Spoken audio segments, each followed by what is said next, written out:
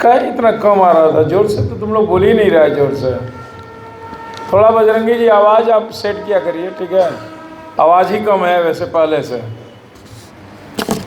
आज हम लोग एसे राइटिंग और मंथली राइटिंग का प्राइज देंगे। 2 मिनट थोड़ा सा बताना चाहते हैं प्राइज देने से पहले। कल एक पेरेंट्स मुझे फ़ोन किए हैं, उनका बच्चा पहले पढ़ता था मेरे पास, अच्छा स्टूडेंट था, अगले साल बोर्ड में एग्ज़ाम निकाला, लगभग 94% नंबर था उस बच्चे का, मैथ में 98। पहले तो उन्होंने पूछा कि सर बेसिक और स्टैंडर्ड में फ़र्क क्या है? सीबीएसई में मैथ आप बेसिक भी ले सकते हैं, स्टैंडर्ड भी। तो मैंने बताया बेसिक लिए तो बस 10 तक मैथ, आगे नहीं पढ़ना है, मिलेगा नहीं, और स्टैंडर्ड लेंगे तो भी मैथ से आगे पढ़ सकते हैं। क्वेश्चन कैसा होता है? बोले आसान होता है थोड़ा बेसिक में, स्टैंडर्ड में थोड़ा उससे लेवल ऊपर होता है। उसके बाद अपने मुद्दे पे आ गए। सर मेरा बेटा तो आप जान ही रहे हैं कोटा गया है। हम बोले बिल्कुल जान रहे हैं, उसको मैथ बिल्कुल समझ में नहीं आ रहा है, भाग रहा है मैथ से। तो मेरा यही जवाब था, ये तो मैं जानता था कि आपके बेटे के साथ ऐसा ही होगा। चुप हो गए। फिर मैंने बोला कि आपको ये लगता है कि मैट्रिक में जो 98 या 100 मैथ में ला दिया मेरा बेटा, 99% क्या 99.99% गार्जियन भी यही समझता है और स्टूडेंट भी यही समझता है कि अगर इतना नंबर ला दिया तो अब मेरे बेटे को कुछ सोचना नहीं है, इंटर तो एकदम बल्ले बल्ले होगा अब इंटर, क्योंकि मैथ ही तो मेन बेस है। पर ऐसा नहीं है, तुम जान जाओ, बिल्कुल कहानी अलग है और वो हम जानते हैं। तो मैंने बोला आपके बच्चे को और आपको मैंने कहा था कि आकर के एडवांस क्लास करो, पैसा भी नहीं लग रहा था, लेकिन ना आपने डाला बच्चे पे प्रेशर, ना आपका बच्चा करने आया। तो उसी टाइम मैं जान गया कि इसके साथ क्या होगा, और आज हो रहा है। तो ये कोई आश्चर्य वाली बात नहीं है सर। और आप जिस मैदान में जाके उतरे हैं, जिस मैदान में, उस मैदान में 11-12 बच्चा 9-10 को गोली मारो 8 में पढ़ के रखा है, और उसी बच्चे के साथ आपका बच्चा बैठ गया क्लास में। अब आपका बच्चा तो 8 में का है, वो तो 8 में ही 11-12 पढ़ लिया और खूब मजे से पढ़ा, जैसे तैसे नहीं। अब 11 में जाके आपका बच्चा मैथ में 98 लाने के बाद भी उसका हालत बुरा है, और बगल का पड़ोसी तड़ातड़ जवाब दिए जा रहा है, घबराया है कि मैं भी तो बड़ा अच्छा स्टूडेंट था, ये क्या हो रहा है। एग्जाम जब हो रहा है तो 500 के बच्चों में 400 रैंक पे चला जा रहा है। तो ऐसा ही होता है, आप जान जाएं। मुझे मॉर्निंग असेंबली में बोलने का मकसद यही है, ऐसा ही होता है। पर हम टीचर हैं, हम पहले से इस बात को जानते हैं कि ऐसा ही होगा, मगर बहुत सारे गार्जियन स्टूडेंट को पता नहीं है, उनको बाद में यह पता चलता है, तब तक मामला खत्म हो जाता है। क्योंकि जेई वालों ने तो यह हाल कर रखा है कि 2 बार रेगुलर एग्जाम, तुम ये भी नहीं कि ड्रॉप करके नीट थोड़ी है कि 5 साल दे रहे हैं, नीट नहीं निकल रहा है, चलो ये तो यही है। और वो भी 1 साल नहीं दिए तो दूसरा साल नहीं दिए, काम खत्म, लैप्स, क्योंकि रूल्स बहुत कड़े हैं। दूसरी बात कि जेई एक ऐसा एग्जाम है, ये भी मैं बता दूं, 99% 99 लगभग लोगों को परसेंटाइल का मतलब ही नहीं पता। क्या होता है परसेंटाइल? वो बस इतना जानते हैं कि 200 नंबर का जिस सेट में मेरा बच्चा परीक्षा दिया, अगर उसमें टॉपर ने 80 नंबर लाया और मेरा बेटा 75 लाया, तो कैलकुलेशन होगा 75 मल्टीप्लाई 100 डिवाइडेड बाई 80, क्योंकि 80 100% है। मगर ऐसा नहीं है, ये तो आपका सिस्टम ही गलत हो गया।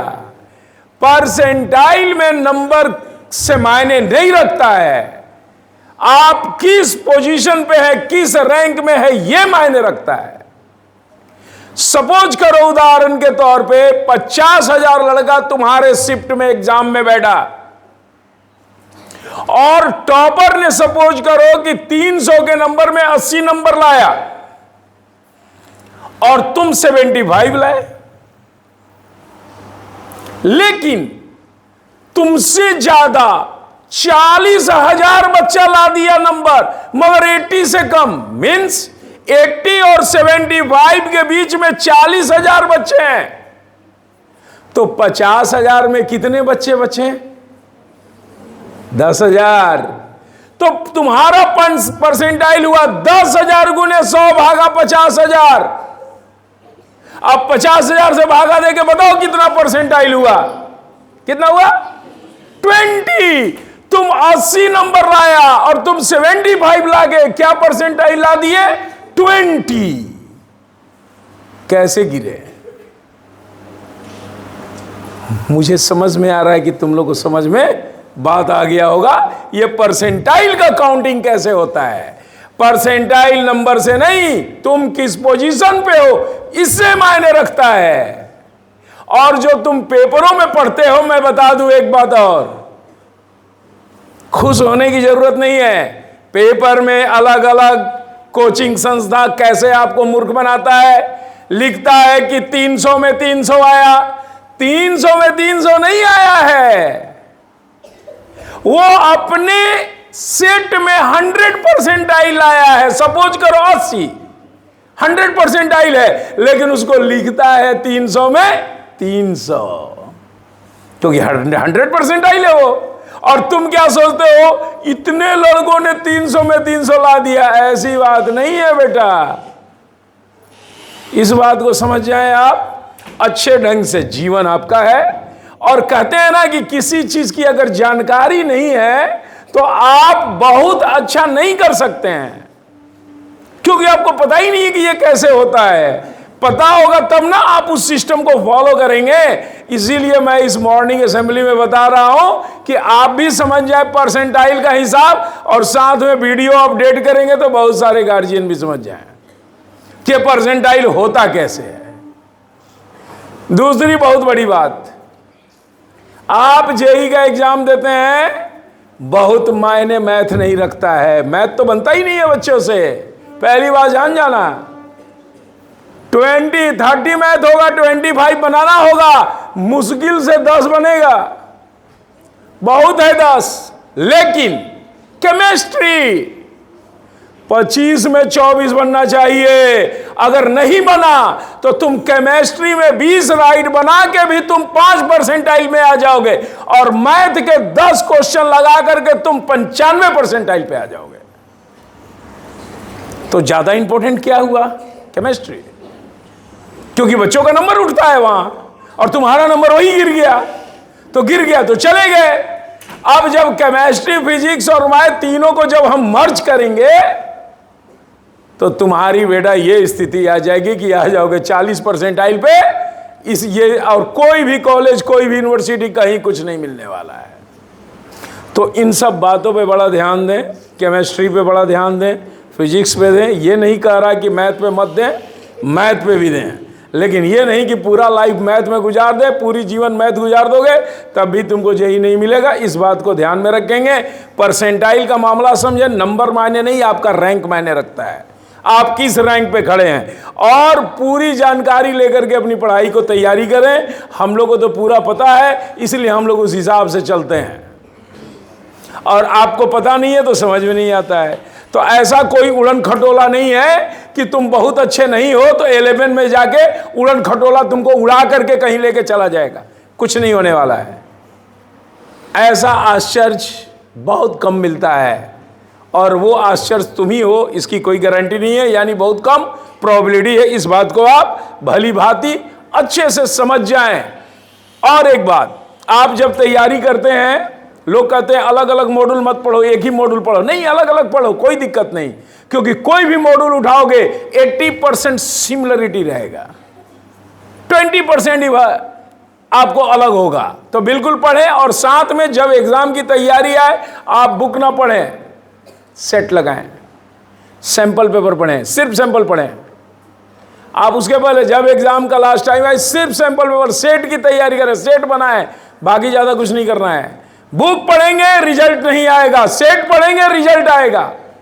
और यही काम हम लोग 8 से करते हैं, यही काम हम लोग 8 से करते हैं, इसीलिए बच्चे हमारे 100 में 100 लाते हैं।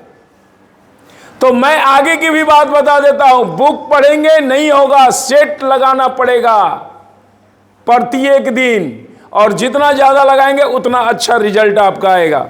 चलते हैं हम लोग प्राइज के तरफ, टाइम भी आज वीकली